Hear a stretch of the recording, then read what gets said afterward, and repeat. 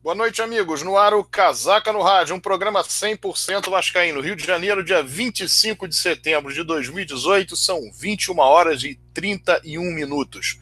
O programa de hoje conta com a presença dos nossos comentaristas, Rodrigo Alonso e Yuri Gaspar. Na parte técnica, o Leonardo Miranda. Eu sou o Sérgio Frias. Vamos inicialmente ao boa noite do Rodrigo Alonso. Boa noite, Rodrigo.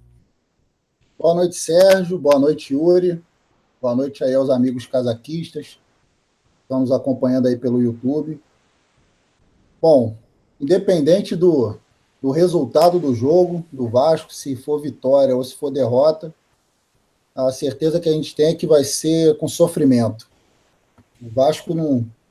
Há muito tempo, aí eu até brinco às vezes dizendo que a última vez que o Vasco teve uma partida 100% tranquila o tempo todo foi aquela goleada em cima do União São João em 97. Mesmo assim, a gente ainda perdeu um pênalti naquele jogo.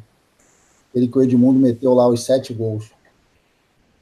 Mais uma vez a gente sofreu aí para vencer uma equipe teoricamente mais fraca, menor, né, um clube menor, e pior, em casa, quando o Vasco deveria, pelo menos diante da sua torcida, apresentar um futebol, digamos, mais empolgante. E, na verdade, o que aconteceu ontem foi que o time irritou a torcida. Eu, sinceramente, quando saiu o segundo gol, foi um misto de alegria e alívio, e também considerando que não precisava ter passado o que passou para conquistar essa vitória, até porque jogou a grande parte da partida com um jogador a mais. Mas, infelizmente, a equipe novamente apresentou aquele nervosismo que já se tornou frequente nos jogos do Vasco nesse Campeonato Brasileiro. E estava dando uma olhada hoje no Vasco TV e é engraçado que nas vitórias o Campelo sempre está lá no vestiário, né? E aí estava lá parabenizando os jogadores, mas enfim, valeu pelo resultado. O que importa é que o Vasco venceu, conquistamos os 3 pontos, saímos da zona do rebaixamento, contamos aí com as derrotas dos que brigam diretamente com o Vasco. Ceará que até estava conseguindo uma vitória contra o Grêmio virou. E a Chapecoense, que nunca tinha perdido para o Fluminense lá, acabou sendo derrotado, que favoreceu o Vasco. Agora a gente tem um jogo aí dificílimo quinta-feira. Se a gente atuar da forma que atuou ontem e da forma que atuou contra o próprio Santos no Maracanã, vai tomar uma goleada. Então, que os jogadores, pela enésima vez, tenham aprendido a lição e que a gente consiga pelo menos um empate nessa partida de quinta, porque na segunda que vem a gente vai pegar o Paraná. E aí não tem desculpa, tem que ganhar, porque é o lanterna do campeonato. É virtual rebaixado, para a gente tirar essa corda do pescoço e o torcedor do Vasco passar a respirar um pouco mais aliviado aí nesse final de ano. Boa noite a todos. Boa noite agora do Yuri Gaspar.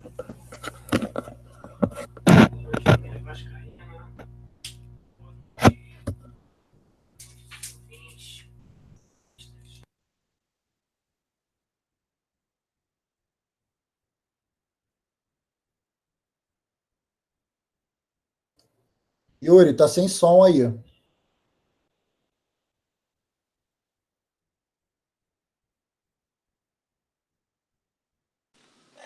Boa noite, família vascaína. Muito obrigado pela presença e participação de todos. Hoje no Casaca no Rádio ao vivo, terça-feira, um dia que a gente está fazendo extraordinariamente, porque ontem foi o jogo do Vascão em São Januário e o Rodrigo até começou muito bem, boa noite dele, como sempre, falando sobre esse jogo que a gente, na verdade, um sentimento total de alívio quando fez o segundo gol. A gente vai falar bastante desse jogo, mas não posso deixar de comentar o primeiro tempo muito ruim para o adversário. Um jogador a mais e o Vasco não impôs o ritmo. Muito espaço, muita desorganização, uma semana inteira de trabalho e a gente vê com um adversário inferior, a gente vê o Vasco sofrendo dessa maneira, torcida que foi em bom número, incentivou boa parte do tempo, mas depois do empate, principalmente, ficou muito nervosa e, por sorte, aí a gente conseguiu o Marrone, grande estrela. A gente gosta muito de jogador que tem estrela, que faz gols em jogos importantes. Esse era um jogo importante, foi um jogo importante.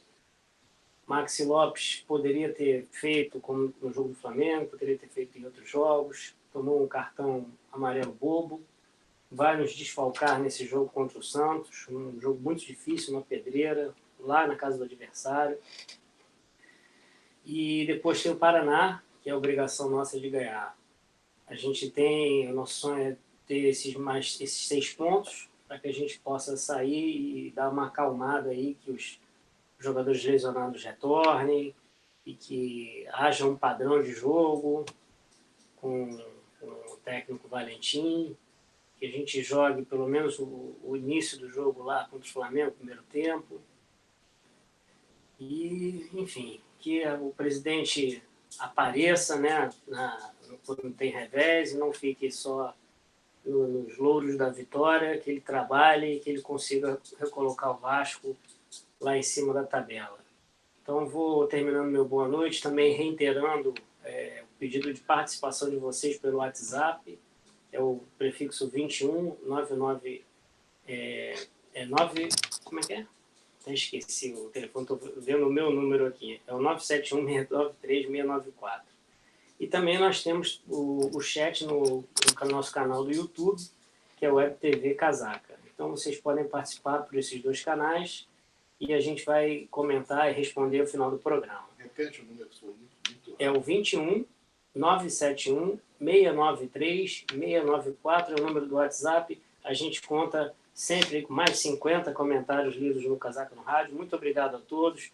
E vamos comentar muito desse jogo e dos próximos passos do nosso lado.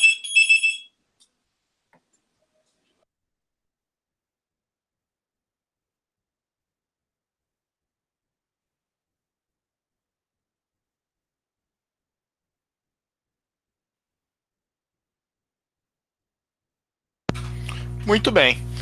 Aí a palavra do Yuri e do Rodrigo Alonso, boa noite deles. E nós, evidentemente, temos que falar, o primeiro assunto, um assunto que estava de fato causando grandes preocupações na torcida do Vasco, partida de ontem contra o Bahia.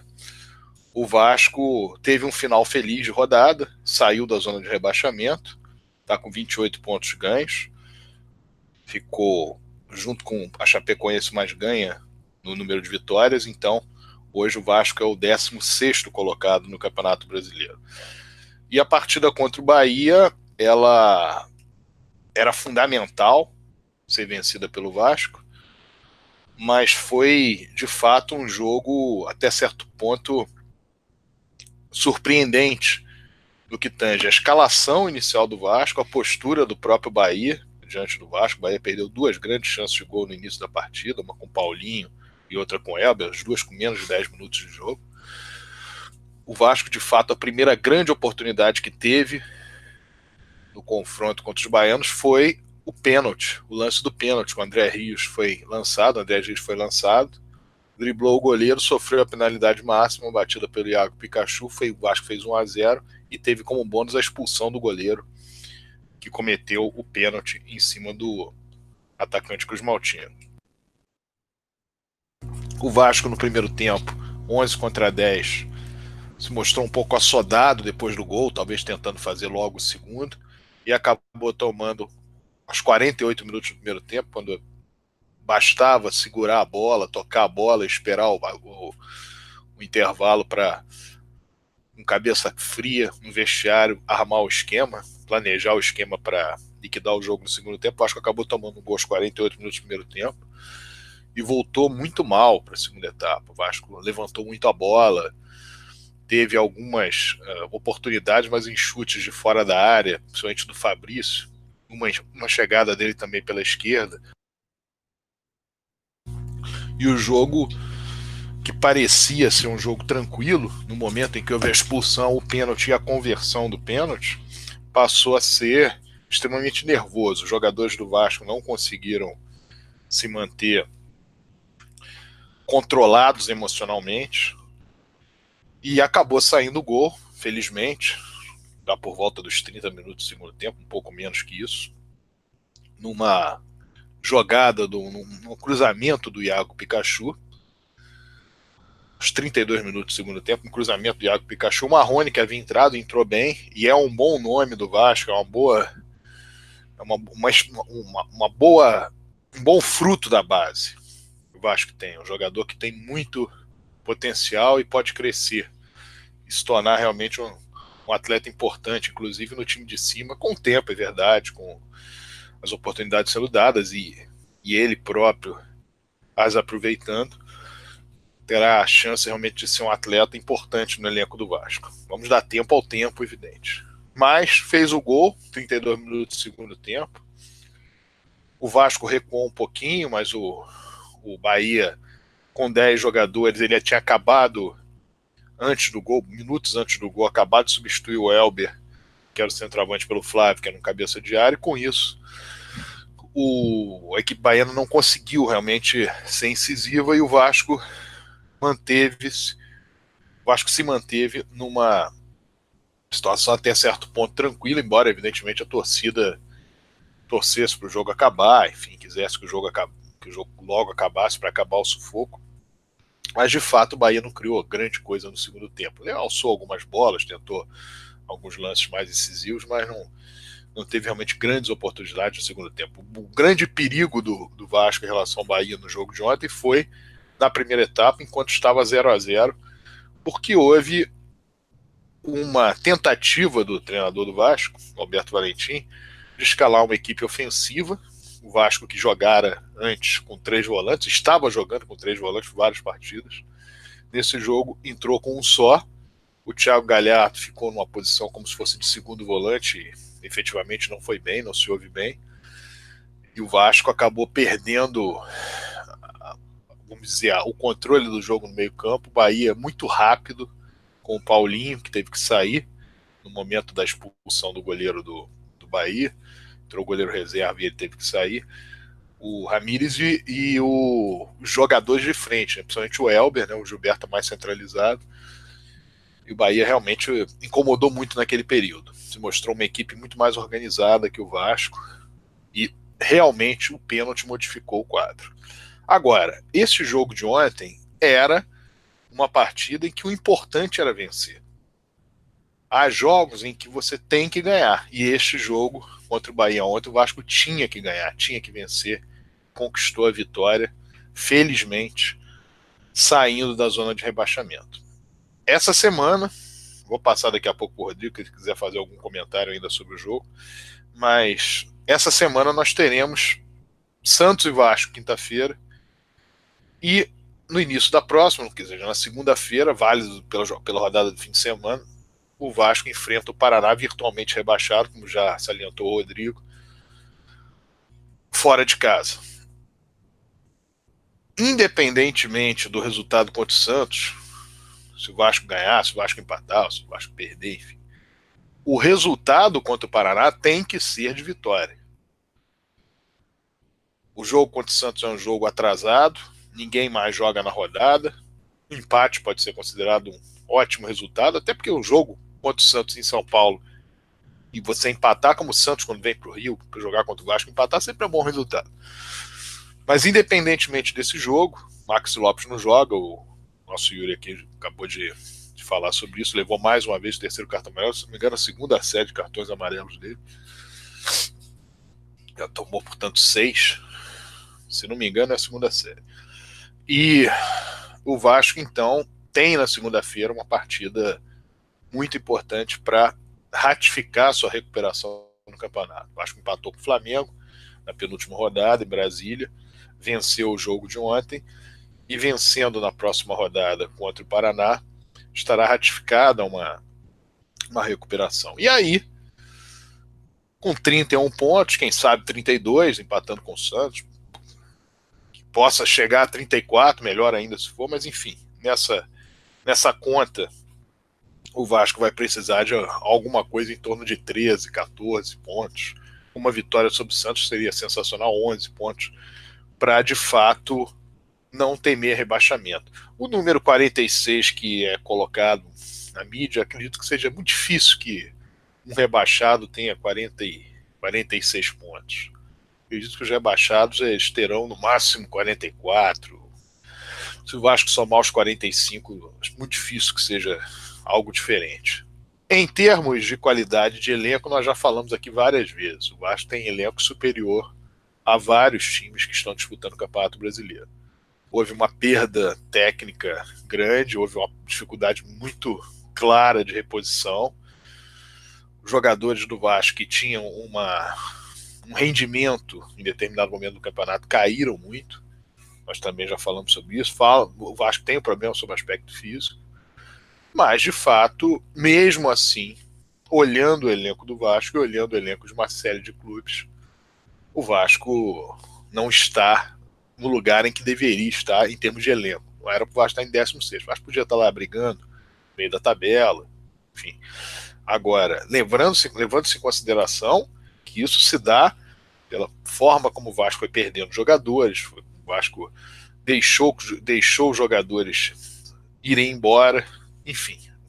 A situação em que o Vasco se meteu no momento em que começou a tomar medidas drásticas e desastrosas sob o aspecto administrativo no futebol.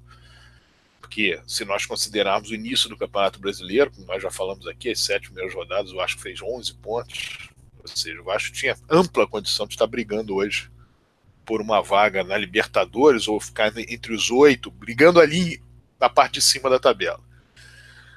E isso, infelizmente, não acontece. Isso foi algo que no ano passado o Vasco brigou o tempo todo e acabou conseguindo, mas não acontece esse ano. E, nesse momento, a nossa expectativa é, de fato, que o Vasco consiga sair numa situação mais grave. Quem sabe, conquistando pontos, vai brigar por uma vaga na Copa Sul-Americana, buscar um lugar melhor na tabela. Passar, então, por Rodrigo Alonso. Se ele quiser fazer algum comentário aí sobre o jogo Vasco-Bahia ou a sequência do campeonato, fica à vontade, Rodrigo. Sérgio, como eu falei no Boa Noite, era um jogo em que realmente o Vasco interessava a vitória, tinha que ganhar de qualquer jeito. A gente sabia que não seria uma partida fácil, porque apesar do Bahia, como eu disse, ser uma equipe historicamente menor que o Vasco, eles estão dando trabalho para outras equipes aí no Campeonato Brasileiro, estão aí disputando Copa Sul-Americana, inclusive venceram o Botafogo lá na partida de ida.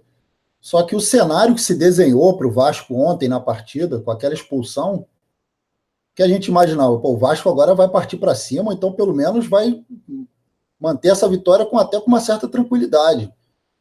E o que a gente acabou vendo não foi isso.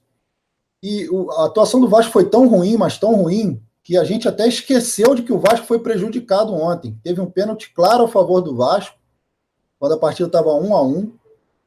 O Bandeirinha, que já tinha errado 2 vezes, o Voaden teve que inverter o que o Bandeirinha tinha marcado, porque ele já tinha errado 2 vezes contra o Vasco. E ele deu certeza, ele falou com convicção que a bola não bateu, quando todo o estádio viu que a bola bateu no braço do jogador do Bahia. Mas a atuação do Vasco era tão ridícula que a gente nem reclamou do erro de arbitragem, porque o próprio Vasco deixou chegar naquela situação da gente estar ali no desespero para conseguir ganhar uma partida que a gente tinha um jogador a mais. Então, assim, a atuação, o que me preocupa, a vitória foi excelente, óbvio, 3 pontos era o que importava, mas o que me preocupa é a forma como o Vasco jogou. E eu tinha dito na semana passada, e antes do clássico contra o Flamengo, eu falei, jogo em clássico contra o rival, a gente sabe que sempre tem aquela superação. A gente vinha de 4 atuações muito ruins antes do clássico e tinha muita gente aí da própria imprensa, da grande imprensa, dizendo que seria uma goleada, e eu falei, não vai ser goleada, e se bobear a gente até ganha. E o Vasco só não ganhou por causa daquela infelicidade do Luiz Gustavo, né, que fez um gol contra. Porque o Vasco naquele jogo, sim, o Vasco estava vencendo por 1-0 e até com uma certa tranquilidade. Ali o Vasco estava levando o jogo tranquilo para uma vitória contra o Urubu. E eu até disse, se a gente repetir essa atuação contra o Flamengo, o Vasco não vai passar sufoco nesse campeonato, até porque, como o Sérgio disse, a gente não tem elenco para estar nessa situação. O time do Vasco está longe, você pegar jogador por jogador, está longe de ser um time ruim.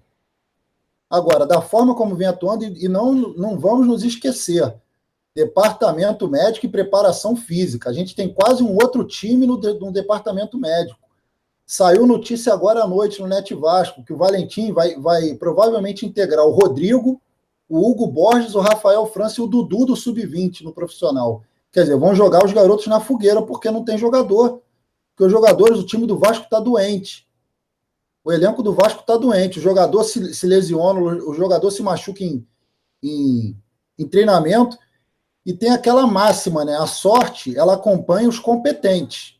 Como a gente tem uma diretoria incompetente, a gente está com falta de sorte. Jogadores que tiveram aí contusões, se lesionaram, quebraram o dedo do pé, sei lá, tiveram 2 jogadores aí do Vasco essa semana. Então, quer dizer, o treinador também fica sem poder contar com os jogadores, né, com os atletas. Então, a gente tem que ter aí muitos, esses que estão conseguindo entrar em campo, estão sendo bravos, estão sendo guerreiros de conseguir pelo menos entrar em campo, apesar do departamento médico, estão conseguir uma vitória, beleza.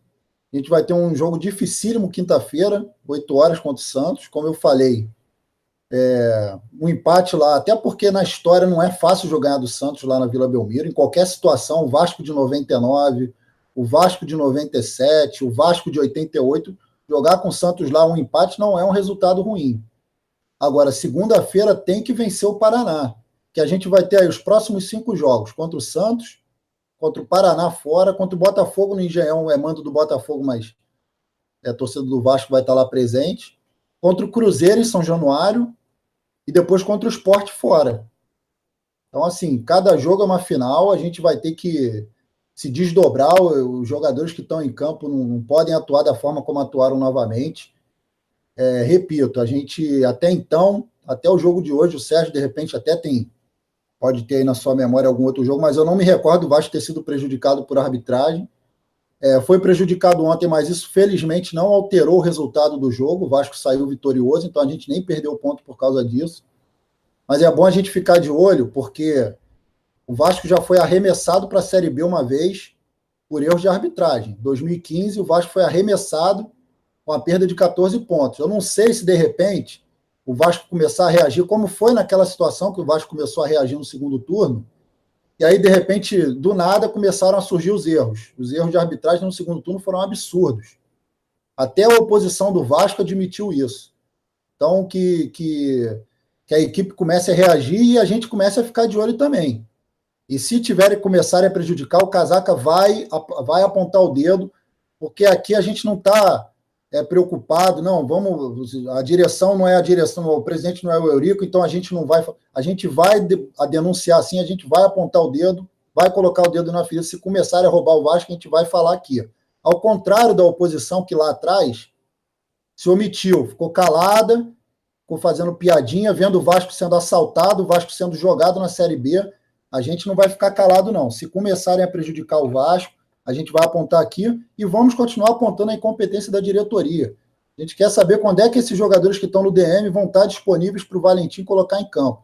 Quando ele tiver todos esses jogadores e o Vasco não tiver resultado, a gente pode culpar o treinador. Mas, por enquanto, o Vasco está doente e é por culpa da diretoria. Segue aí, Sérgio. Muito bem, bem lembrado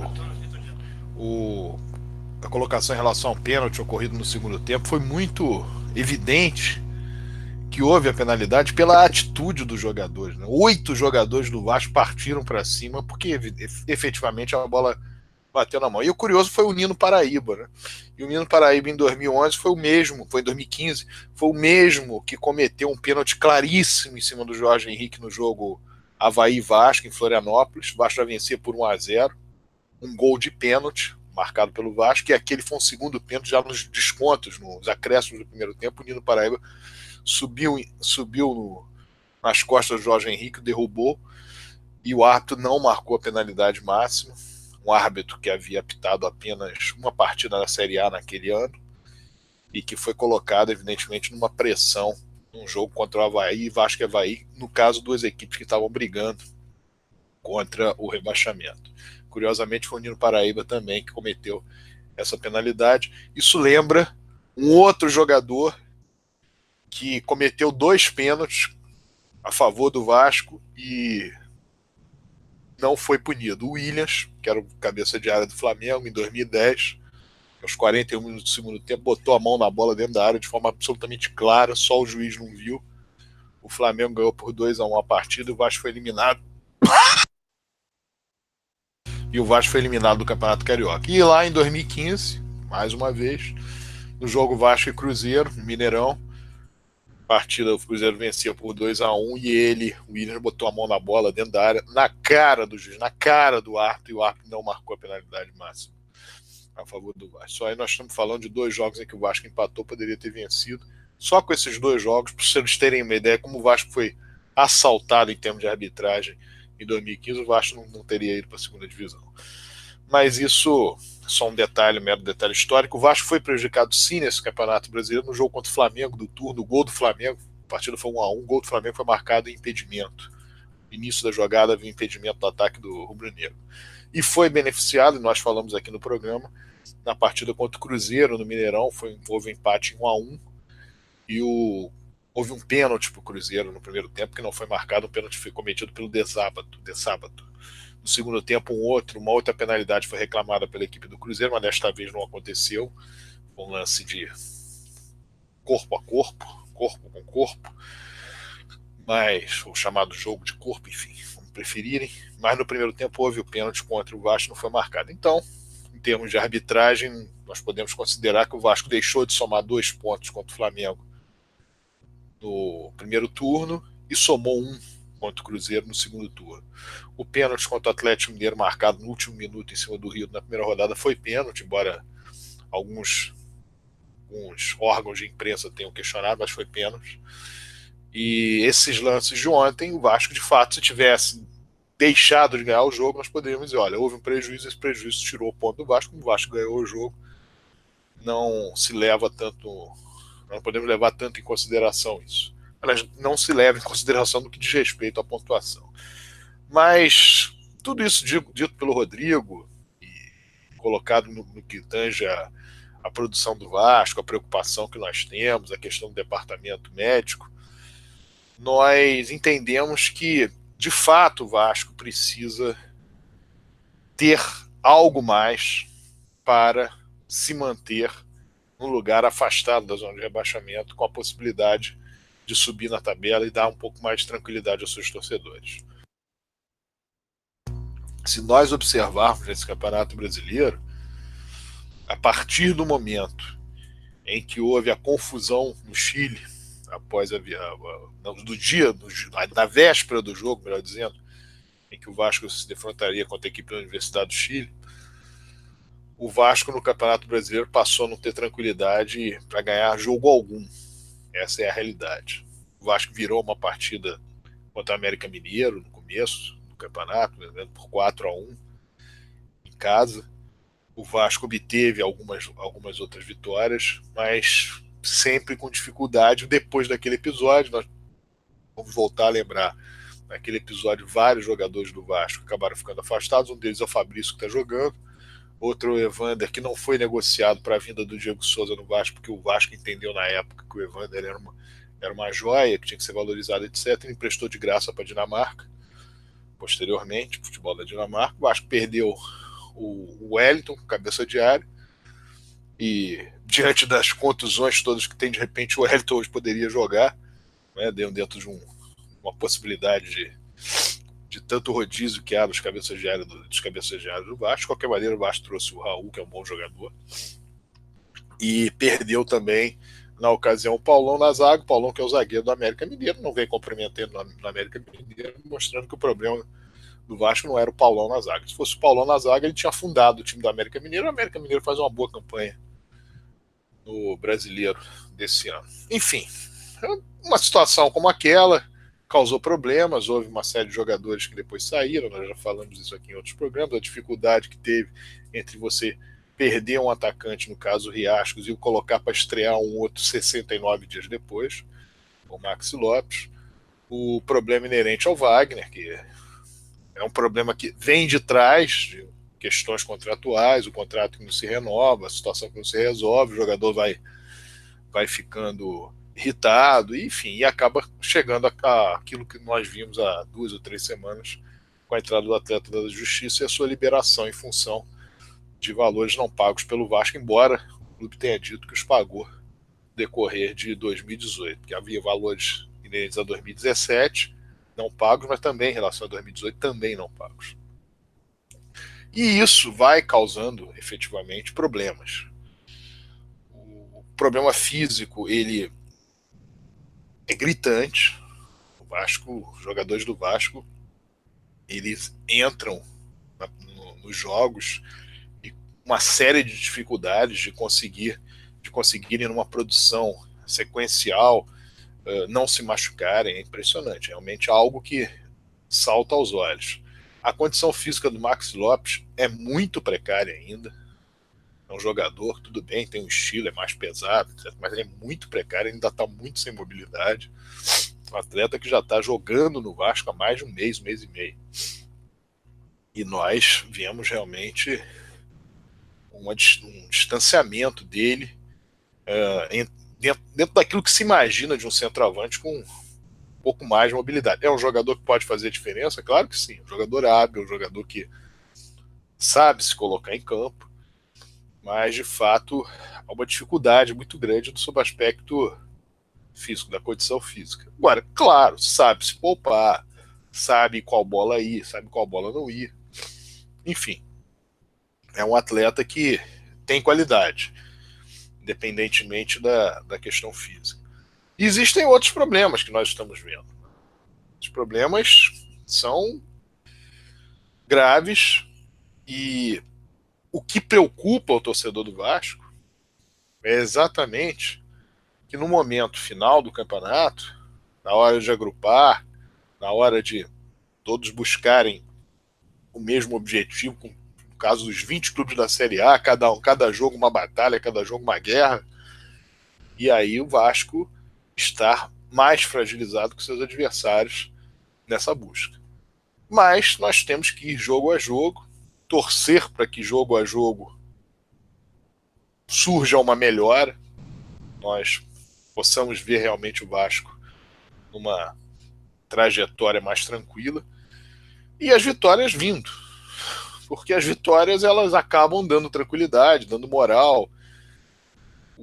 O futebol ele tem muito esse aspecto. Ontem o Iago Pikachu fazia uma partida sofrível. Ele fez o gol de pênalti, 2 minutos depois deu uma caneta no jogador adversário. O jogador ganha moral. Isso acontece também. O elenco do Vasco precisa de um bom jogo, de uma boa atuação, de um resultado expressivo para ganhar moral, para ter mais confiança, para os jogadores terem mais confiança em si próprios e confiança na qualidade coletiva do grupo. Então eu acredito que por parte do torcedor do Vasco o trabalho é esse mesmo. O torcedor ontem foi uma segunda-feira à noite, o time na zona do rebaixamento, sem saber se poderia sair da zona do rebaixamento, porque o jogo Chapecoense e Fluminense era no mesmo horário do jogo do Vasco. A Chapecoense empatasse o jogo que atuava em casa. Enquanto atuava em casa, a Chapecoense se manteria fora da zona de rebaixamento e o Vasco permaneceria na zona de rebaixamento. E mesmo assim, a torcida do Vasco compareceu. Foram 12 mil poucos pagantes, 13 mil, mais de 13 mil presentes, e incentivou o time do Vasco. Tem que ter há de ter uma certa paciência. Momentos do jogo, o Vasco vencia o jogo por 1-0 e havia uma manifestação, vamos fazer o segundo, vamos para cima, e há de ter paciência. O Vasco deveria ter acabado o primeiro tempo do jogo com o Bahia, cozinhando o jogo, para no segundo tempo sim voltar com 11 contra 10 e um esquema que pudesse fazer com que o Bahia ficasse minimamente fragilizado e com isso o Vasco pudesse conseguir o resultado de uma forma mais simples, mais fácil. E isso acabou não ocorrendo, o Vasco tomou o gol. E aí no segundo tempo a torcida também fica nervosa, a torcida não consegue incentivar da maneira que seria ideal, mas precisa entender o quadro, precisa entender o cenário. E ela, a torcida do Vasco, pode ser muito importante nesses jogos que hão de vir a ser disputados em São Januário. Fala, Rodrigo. Não, Sérgio, eu queria só pontuar aqui rapidamente que eu esqueci também de falar do momento de alegria, que esse foi um momento de alegria legítimo que eu tive ontem, depois desse perrengue para a gente conseguir ganhar do Bahia, que foi o gol do Marrone, e quer dizer, o primeiro gol do garoto aí no profissional, e você vê que com aquela cara de menino mesmo, com aquela emoção lá, tirou a camisa, jogou a camisa e não tem nenhuma estrutura física de atleta profissional, você vê a diferença dele para os atletas mais tarimbados. Na hora de dar entrevista não tem ainda aquele traquejo para dar entrevista, mas foi uma alegria legítima, achei bonito de ver um garoto da base, formado na base, fazendo um gol que deu uma vitória para o Vasco, os 3 pontos. Eu acho que esse foi o que mais me alegrou na partida de ontem, foi isso, foi ver a alegria do menino. E falar brevemente aqui sobre o Gilberto que foi contratado na época, o Vasco acho que chegou a brigar com ele, brigar com o Bahia para contratá-lo, e o Bahia acabou levando. Tá aí, a gente está vendo a falta que faz. Imagina se o Gilberto, ele fez até o gol, não comemorou. Imagina se a gente tem pelo menos o Gilberto lá no ataque do Vasco, né? O cara chegou no Bahia e já fez acho que 8 ou 9 gols, enfim, tá fazendo gol toda a partida. Ontem teve várias oportunidades de fazer gol. Antes de fazer o gol dele, ele teve umas 2 ou 3 chances ali de frente para o Martin Silva. O Martin Silva salvou. Então, registrar isso aí, que como está fazendo falta a gente ter um atleta, o cara que foi campeão pelo Vasco em 2015, mas eu não sei quais são os bastidores, por que dele não ter vindo para o Vasco ter perdido ele para o Bahia, mas enfim, só para registrar esses 2 pontos aí. Bom, em relação ao Gilberto, é importante que se fale que, de fato, o atleta pediu muito alto para vir para o Vasco. Alguns podem dizer, mas o Bahia pagou? O Bahia, como outros clubes no futebol brasileiro, muitas vezes tem arriscado, tem pago valores que normalmente não deveria pagar, coloca muito na conta da torcida. Existe um lema no futebol, quando o Francisco Horta, ex-presidente do Fluminense, lá em 1975, 76, começou a contratar um monte de jogadores do Fluminense de primeiríssima linha, e perguntaram como é que vai ser pago isso. A torcida do Fluminense colocou uma faixa no Maracanã, presidente, compre que a torcida garante. Como que diz assim, a torcida do Fluminense, no caso, ela iria aos jogos e ia garantir os pagamentos que o clube tive que fazer. Evidentemente que isso não deu certo. O Fluminense, 2, 3 anos depois, já tinha uma série de dificuldades financeiras, justamente por ter trazido vários atletas sem a condição de pagá-los. Mas isso, quer dizer, hoje em dia, Bahia, por exemplo, utiliza-se dessa ideia de que a torcida do Bahia, o sócio torcedor do Bahia, vamos ter tantos sócios torcedores que nós podemos contratar, e as coisas não são bem assim. Esse tipo de discurso fácil, na verdade, é o discurso da irresponsabilidade. O discurso de dizer, nós vamos ter 100 mil sócios, 200 mil sócios, 300 mil sócios, e aí com isso vai estar... Isso é um discurso fácil, mas não é um discurso que ocorre na prática em relação aos clubes brasileiros. Deu certo lá no Internacional há 10 anos, quando o Internacional começou a fazer, mas a realidade do Internacional foi se tornando diferente. O Internacional caiu para a segunda divisão há 2 anos. Então não é bem assim. O futebol não tem milagre. Fazer futebol, os clubes todos, os clubes grandes todos, e aí outros médios, como Bahia, como Vitória, esses clubes têm dificuldades financeiras, têm de pagar uma série de coisas que estão em dívida, né, os débitos deles. Todos eles têm dívidas e dívidas grandes. Nós temos uma legislação que é extremamente maléfica, né, nefasta para com os clubes, e em função disso tudo, os clubes trabalharam no vermelho durante muitos anos.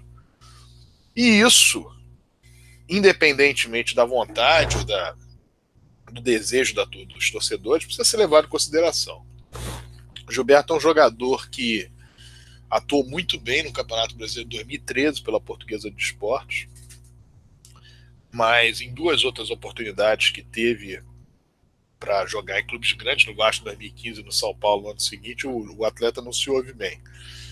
Fez 8 gols no campeonato pelo Bahia, até surpreendente. Se nós considerarmos os campeonatos de 2015 e 2016, é até surpreendente. Mas é um jogador, sem dúvida nenhuma, que tem qualidade. É um atleta que nós vimos jogando no Vasco no Campeonato Estadual de 2015, jogou muito bem, fez gols importantes. A estreia dele contra o Fluminense, desde aquele jogo ele ganhou a condição de titular do Vasco. E, de fato, o Vasco poderia não tê-lo perdido em 2015, poderia ter exercido o direito de compra ou o direito de permanecer com o atleta durante mais algum tempo, dando um valor que era necessário na ocasião. Mas, enfim, deixou que o atleta fosse. Mas no Campeonato Brasileiro daquele ano, de fato, ele não se ouve bem, não fez nenhum gol, perdeu pênalti, enfim. E do São Paulo também não foi bem.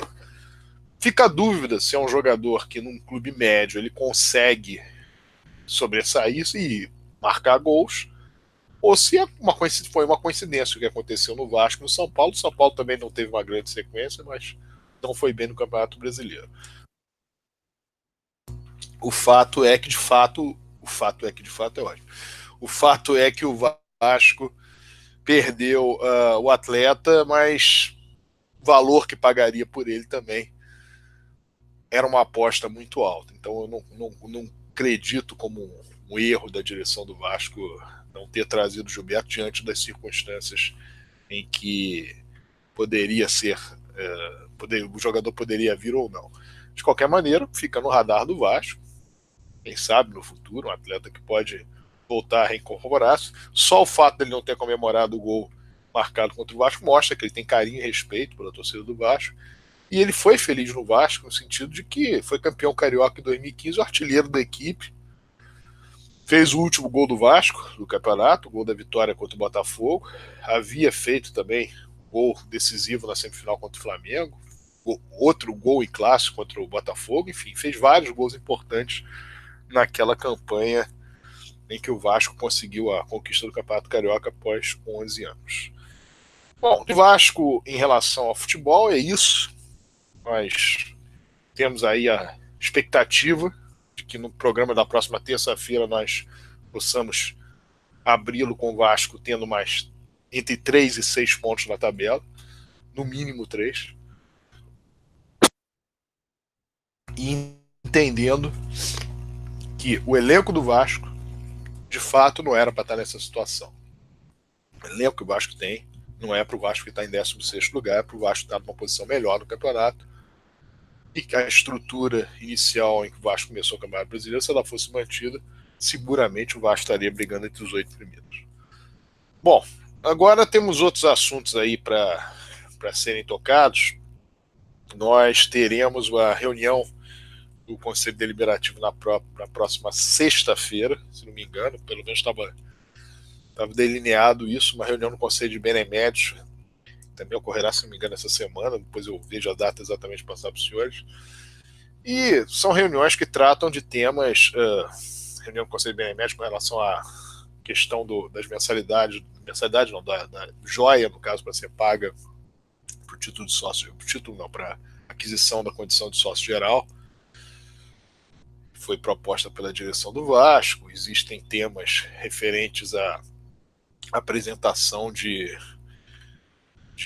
proposta do candidato derrotado nas últimas eleições, Júlio Brandt, um grupo que teria a possibilidade de apresentar um valor que iria para o Vasco, provavelmente tem contrapartidas. Isso será definido em reunião de Conselho Deliberativo, o que já ouviram ou não, e a diretoria administrativa do Vasco já falou que quer ouvir, que quer saber o que é, até para ver exatamente do que se trata, porque dentro daquela mesma linha de raciocínio que eu estava formulando agora há pouco, não existe milagre no futebol.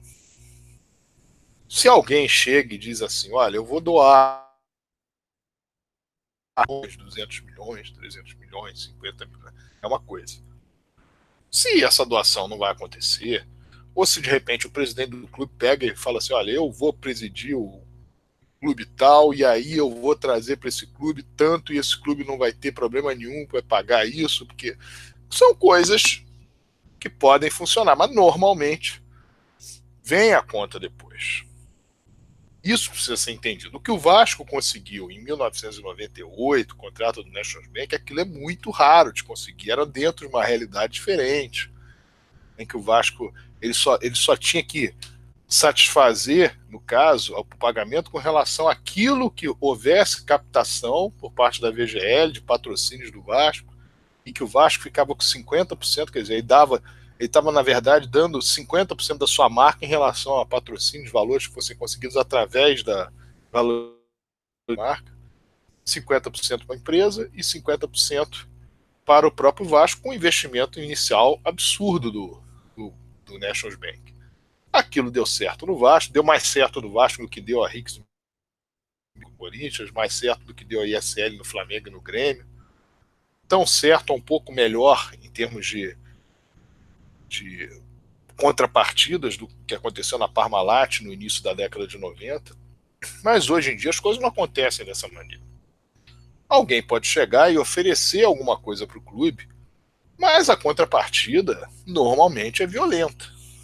E isso precisa ficar claro, porque qualquer candidato à presidência do Vasco, qualquer candidato a cargo no Vasco, ele pode chegar, arrumar um grupo de empresários, bolar um fundo, falar alguma coisa, olha, vai entrar no Vasco tanto. Pois é, entra tanto, mas o problema é o que você tem que dar em troca. Essa é a grande questão. Não existe milagre, existe a tentativa sistemática de se fazer um trabalho para que o clube passe a dever mais a cada ano. É um trabalho paulatino, é um trabalho que não é resolvido em 5 meses, em 6 meses. O Vasco iniciou esse trabalho 3 anos, né, 2014, final de 2014 até 2017. Houve problemas nos últimos 3 meses, mas era para ter sido reiniciado da mesma maneira, com o mesmo modus operandi. E é isso, no caso, que se faz para recuperar um clube. Todos os clubes brasileiros precisam disso. Alguns fazem, outros não fazem, outros deixam para lá, outros vão tocando. Como é que nós podemos ver, por exemplo, e entender a situação do Corinthians, que foi campeão brasileiro no ano passado, e vive um problemaço financeiro esse ano? Será que no ano passado, nos anos anteriores, o Corinthians agiu com responsabilidade? Isso precisa ser visto. Então, eu estou dando o exemplo do Corinthians, como poderia dar de vários. Acabei de falar com o Internacional há 2 anos, caiu para a segunda divisão, um clube que tinha uma média salarial de 10, 12 milhões de reais. O Atlético Mineiro, ele se utiliza normalmente de verbas obtidas com instituições financeiras para tentar manter um time competitivo para chegar nos campeonatos. Já não está conseguindo. E o que vai acontecer lá na frente? A situação do Fluminense, a situação do Botafogo. O Botafogo chegou a trazer o Seedorf lá em 2013.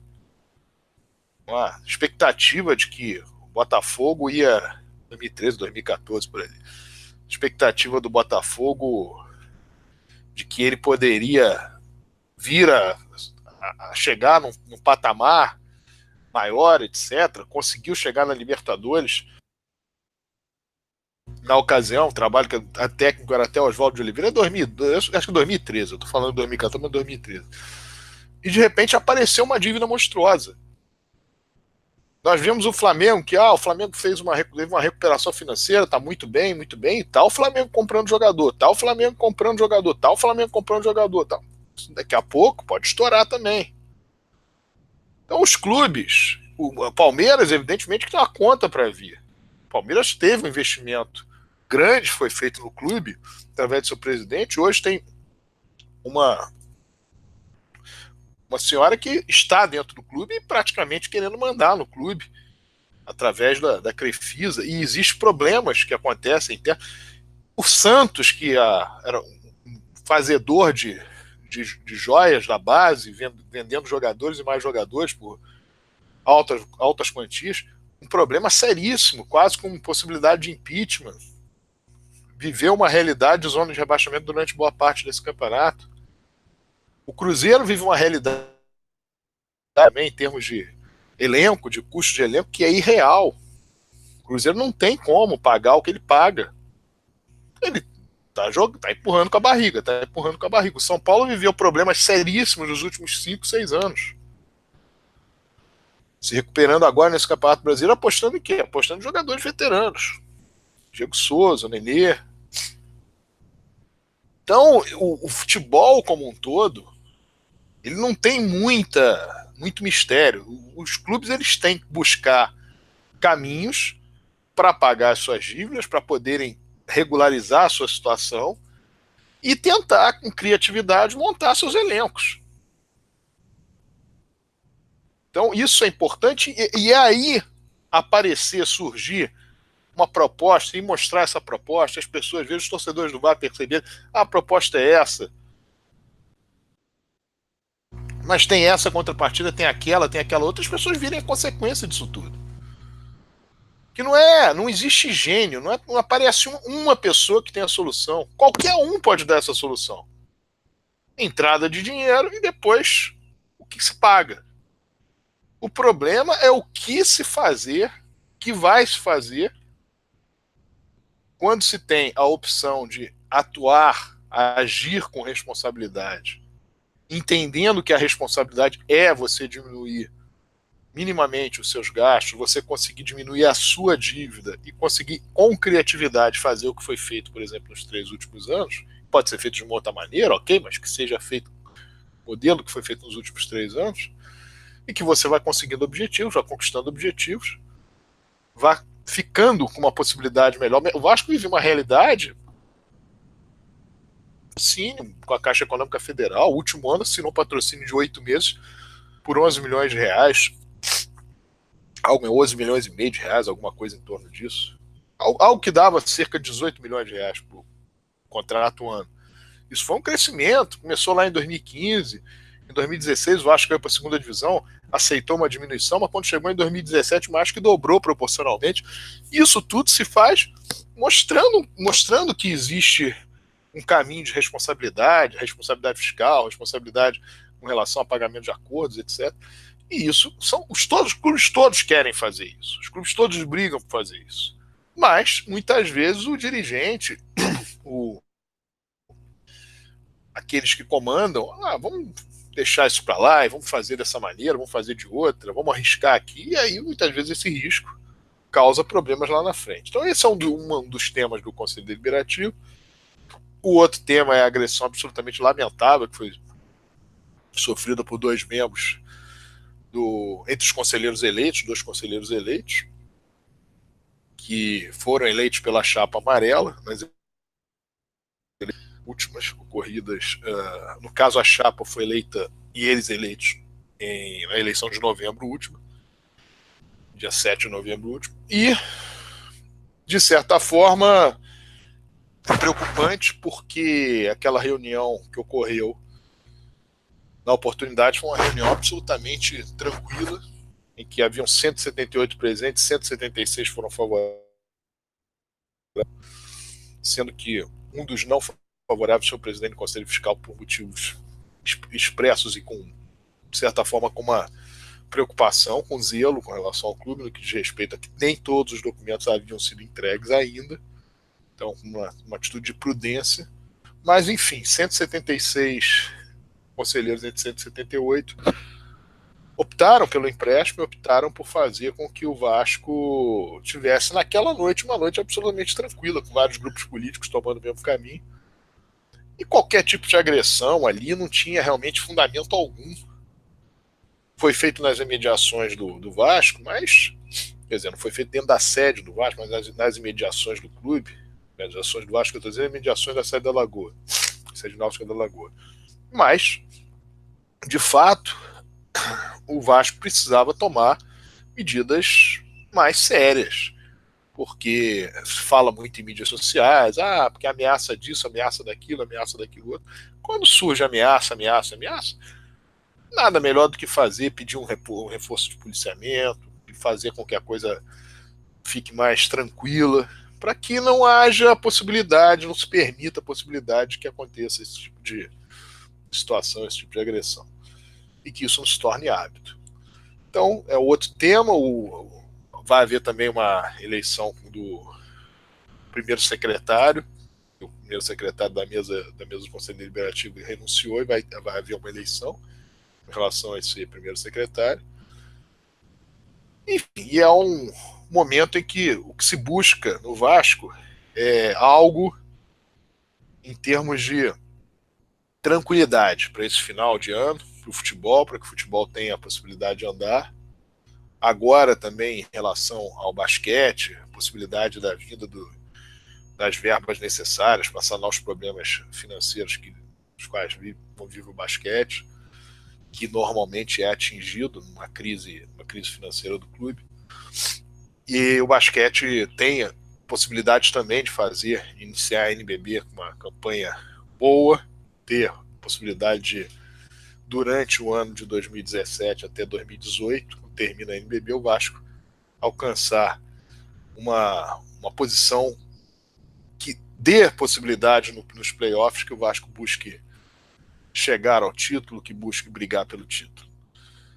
Em relação às questões inerentes a discussões judiciais, de nova eleição, de possibilidades de... A verdade é que, se nós formos por um caminho lógico, a lógica é que toda essa discussão, todos esses pedidos, na verdade, quem está pedindo foi quem ganhou, não é? O problema foi que quem ganhou não ficou satisfeito de ganhar porque queria ganhar também no Conselho Deliberativo. Isso não tem nada a ver com as eleições de São Januário. Né? Nas eleições de São Januário houve lá uma discussão, uma urna foi anulada e uma chapa ganhou as eleições. E ponto. E aí agora surge uma nova discussão. A discussão com relação à chapa que ficou em terceiro lugar não há nenhuma, porque a diferença da chapa que ficou em terceiro lugar para a chapa que ficou em segundo lugar é alguma coisa em torno de 1.200 votos. Não teria como a chapa terceiro colocada ficar em segundo lugar. Em relação à chapa que se diz preocupada, ela ganhou as eleições. Agora, não se pode querer, em função de uma eleição que no Conselho Deliberativo não deu como sucesso aquele que entendia que deveria ganhar as eleições, porque no Conselho Deliberativo, uma eleição absolutamente limpa dentro do Estatuto, houve um número bastante expressivo a favor do atual presidente Alexandre Campelo na hora da votação e de todas as outras votações, tanto do presidente do Conselho Deliberativo, presidente do Conselho Fiscal ou a mesa do Conselho Fiscal, membros do Conselho Fiscal, melhor dizendo. E isso de fato só atrapalha. De repente você tem um juiz que dá uma decisão e aí daqui a pouco vai para uma contestação, e no momento que o Vasco vive uma outra realidade, né? Uma realidade de busca por sair de uma situação difícil em termos de futebol. Há algumas coisas que nós colocamos na semana passada, e eu vou guardar mais um programa para colocá-los novamente, com relação à questão financeira do Vasco, aos discursos que nós temos ouvido, as soluções que estão sendo dadas nessa gestão. Existe muita coisa que está sendo jogada, está sendo falada, com alguns esquecimentos do que ocorreu de fato, não só nos últimos 3 anos, como no discurso feito pela gestão do Vasco, quando ela entrou com aquela famosa carta do dia 30 de abril, que antecedia ao balanço patrimonial apresentado pela diretoria do Vasco, lembrando que sem a participação do vice-presidente de finanças, do que é obrigação estatutária. Mas isso nós vamos falar numa outra oportunidade. Então o programa de hoje ele vai ficar no ponto agora de resultados da base. O Yuri vai falar sobre os chamados esportes olímpicos, enfim, os esportes que nós chamávamos antigamente esportes amadores. E vamos passar também para a lida dos recados dos nossos ouvintes. Lembrar aqui, infelizmente, o falecimento do goleiro Pedro Paulo, goleiro que foi jogador do Vasco, estreou no Vasco em 1960, um amistoso substituindo o Barbosa, curiosamente, um amistoso disputado em Volta Redonda. Chegou a ser campeão de aspirantes 2 vezes pelo Vasco.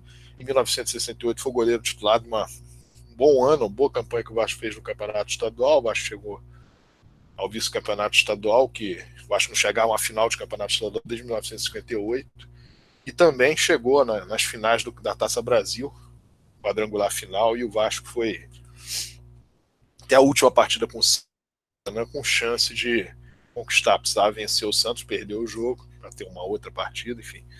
Mas o Vasco, de fato, teve um bom ano em 1968, ele era o goleiro.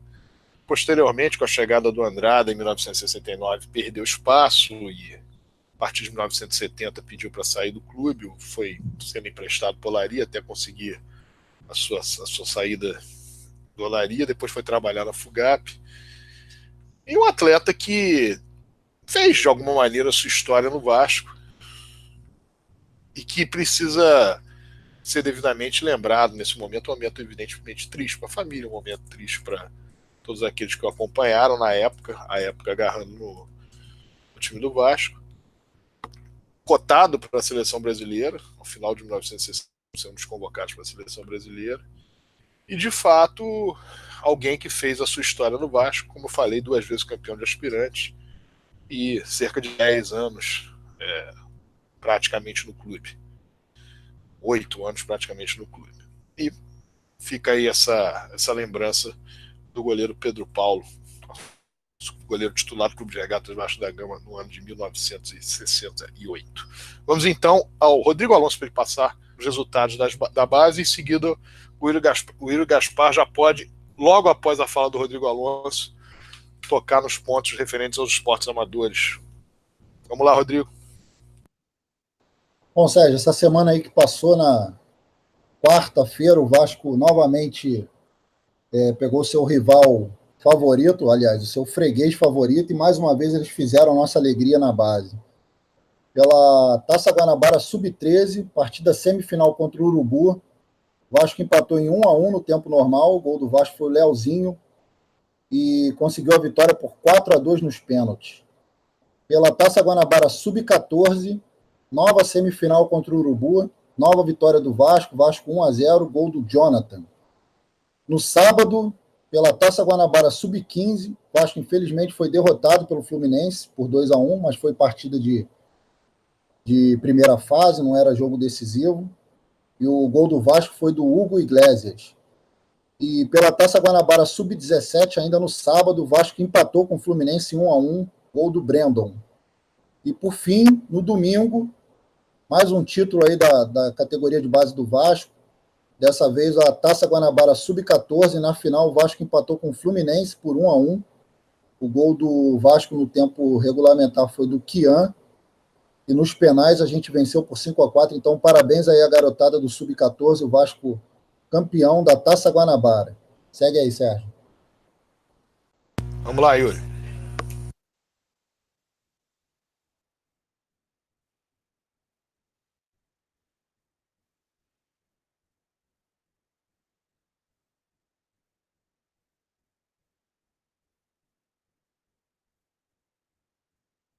Tá sem som.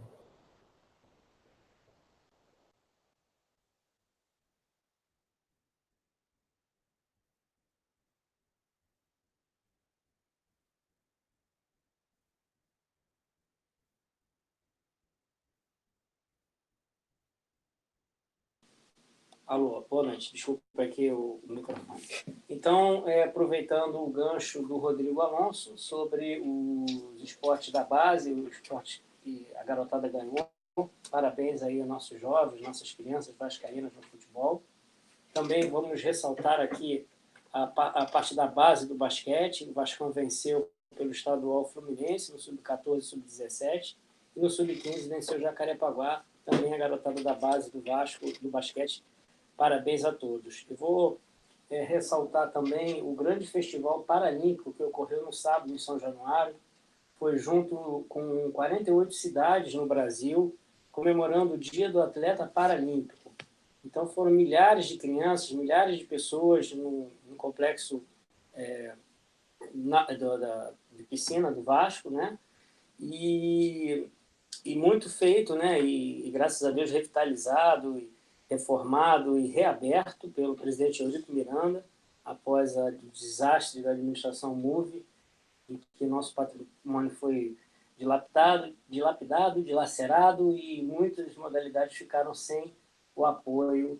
E o Vascão é pioneiro tanto nessa inclusão de pessoas com deficiência, como na sua história inteira lutando contra a desigualdade, inclusão social de jovens e também contra o preconceito de qualquer forma.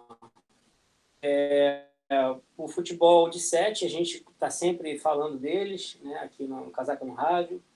o Expresso 7, como eles gostam de serem chamados, goleou até o São Cristóvão por 4-0 na Copa Sudeste. O Vascão, que está lá nas cabeças na Copa Sudeste, já ganhou o Rio São Paulo. Parabéns a essa galera toda aí do futebol de 7. E para finalizar, quero ressaltar também a terceira camisa do Vasco, muito bonita, e em homenagem ao manifesto, né, contra o racismo. Eu também gosto muito da última terceira camisa do Vasco, em que aquelas cruzes de maltas em alto relevo posicionadas na faixa, né, nossa. Eu também gosto muito dessa camisa. A Diadora até tem feito bons uniformes para o Vasco. Eu só não gosto particularmente daquela que é uma conotação de rachado, mas, enfim, deve ser o layout mundial deles, então a gente segue aí. Mas, de resto, as camisas estão muito boas.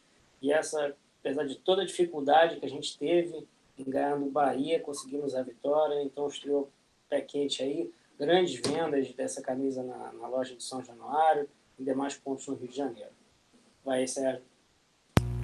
Bom, antes de ler as mensagens dos nossos ouvintes, quero pontuar aqui algo emocionante que nós vimos ontem em São Januário, foi a presença do presidente Eurico Miranda nas sociais, com todas as dificuldades que tem com relação à corrupção, etc.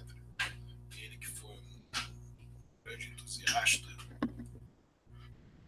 neste jogo especificamente da vitória do Vasco, quis aparecer, não quis mídia em relação a isso, mas foi no centro de treinamento do Vasco na sexta-feira, falar com os atletas, falar com o treinador do Vasco, motivá-los para que o Vasco tivesse um bom resultado. Sérgio, está sem som isso. Para baixo.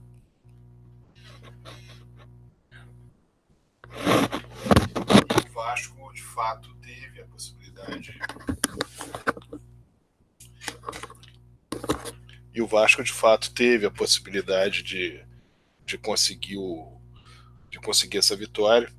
Como nós dissemos, ele esteve presente, falou com os atletas, estou falando do presidente Eurico Miranda, falou com os atletas, falou com o treinador na sexta-feira última, e estava realmente bastante confiante numa vitória ontem. Nos disse isso, e de fato, quando o Vasco obteve essa vitória, obteve esses 3 pontos, ao final da partida, levantou-se e puxou o grito do casaca, e acompanhado todas as pessoas que estavam ali próximos ao seu camarote em São Januário.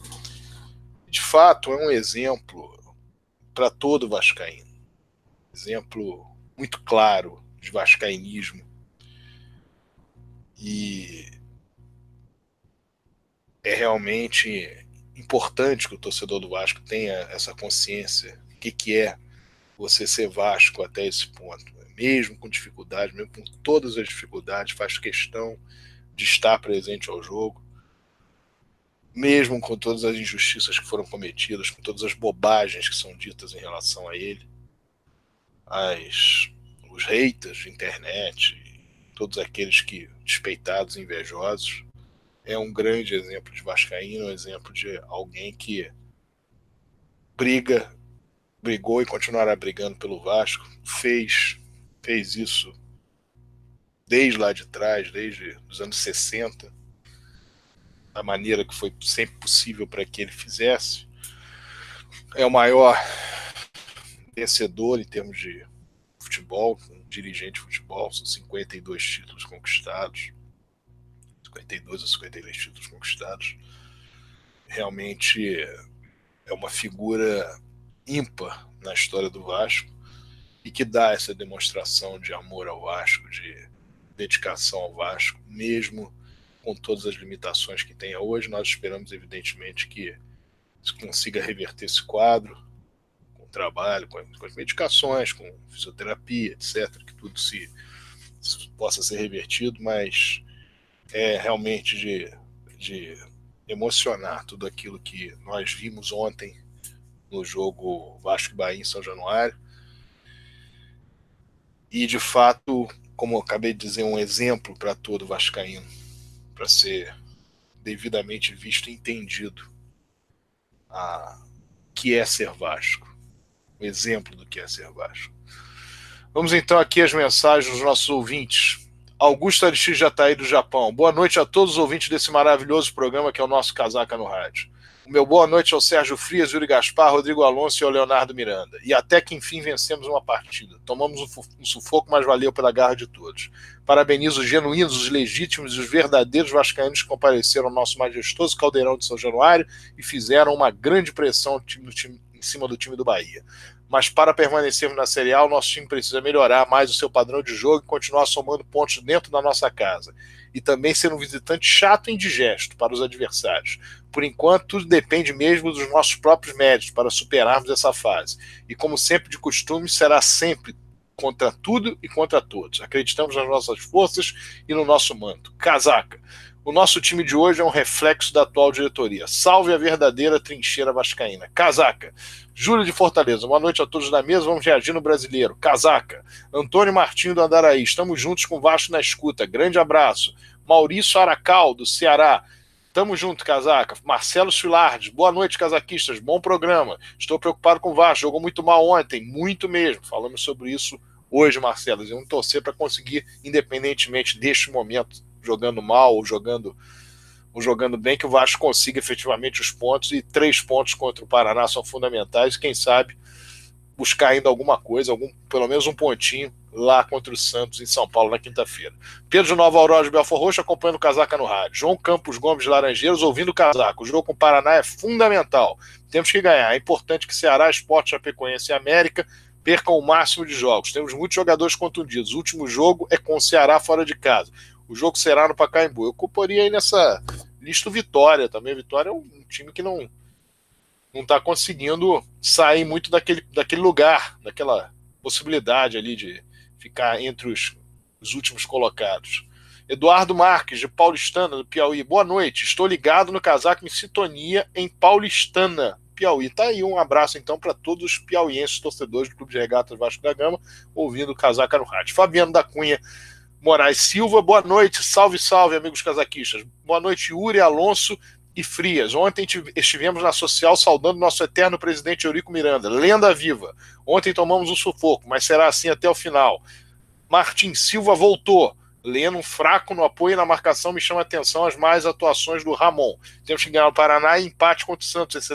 Seria um excelente resultado, mas creio mesmo na vitória. Em relação ao Martim Silva, sem dúvida nenhuma, fez uma bela atuação, teve uma bela atuação ontem, salvou 2 grandes chances que poderia ter feito com que o Bahia abrisse o placar, e ele evitou isso. Em relação ao Ramon é um jogador que sabe perfeitamente das limitações que tem hoje. Não pode ir ao fundo o tempo todo, já não tem mais esse pique, mas é um jogador que ainda dá realmente qualidade àquele lado esquerdo do Vasco. Agora, com relação ao Leno, não está bem, não tem jogado bem, mais uma vez decepcionou ontem, um atleta que foi trazido do Guarani e ainda não convenceu a torcida do Vasco. Bruno Lopes, salve Casaca. Giancarlo da Cunha, boa noite aos amigos casaquistas. Maurício Canedo, boa noite aos amigos casaquistas. Ontem, apesar do sufoco que o Vasco passou para ganhar do poderoso Bahia, poderoso aqui, provavelmente ele quer usar aspas, com um jogador a mais em campo. O importante foram os 3 pontos conquistados que nos tiraram daquela zona maldita. Jogando bem ou mal, espero que o Vasco saia vitorioso, se distancie da zona de rebaixamento e entre logo na zona da Sul-Americana. O Vasco tem que buscar a vitória sempre e se distanciar da zona enquanto é tempo, para chegar nas rodadas finais do Brasileiro, dependendo só dele mesmo, sem precisar de passar sufoco beirando na própria zona de rebaixamento.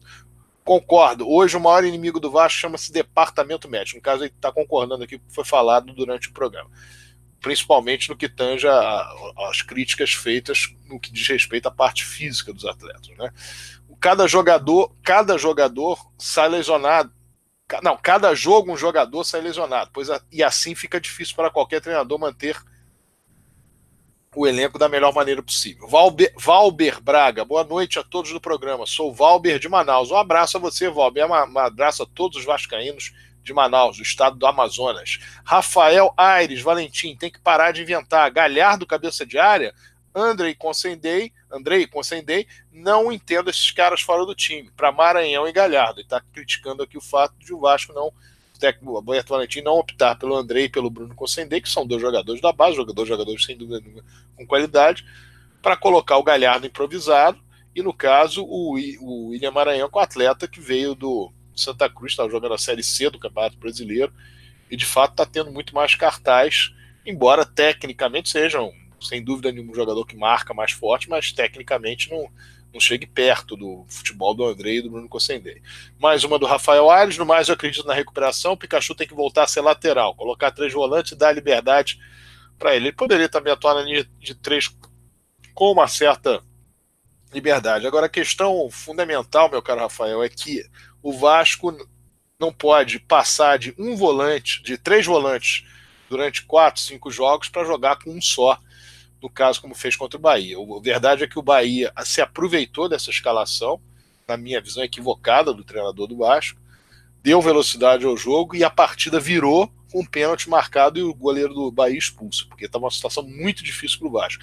Aquele esquema com 3 jogadores mais ofensivos no setor de meio campo poderia ser utilizado num momento em que o Vasco precisasse fazer um gol faltando 15 minutos, 10 minutos, numa situação emergencial. Mas começar o jogo daquela maneira, de fato, acabou dando oportunidade a que o Bahia ganhasse o meio campo e com a velocidade, principalmente na transição ofensiva, o Bahia tivesse muito mais oportunidade de abrir o placar que o Vasco, até aquele favorável lance feliz do André Gies, que conseguiu um pênalti e ainda a expulsão do goleiro, e ocasionando a abertura do placar em favor do Vasco. Thales Furlano: Vasco não tem treinador, a verdade é essa. Quem era para ser efetivado era o Valdir Bigode. Bigode, ídolo.